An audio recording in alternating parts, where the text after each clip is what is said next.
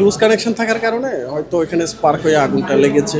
এটাও একটা বোর্ডের মধ্যে সীমাবদ্ধ, যাক ওরা সচেতন থাকার কারণে বালি দিয়ে ওনারা নির্বাপন করছে, আমরা পৌঁছানোর পূর্বে, আর নাহলে বড় কোনো দুর্ঘটনা হতে পারে।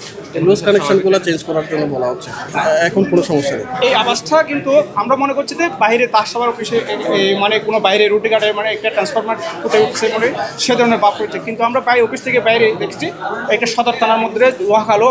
যখন আবার সরাসরি আমরা এখানে এসে দেখছি যে এই ধোঁয়াটা হচ্ছে আসলে এটা মিটার সদর থানার এটার এই বক্সের মধ্যে এই দুর্ঘটনাটা হচ্ছে মিটারের বক্সে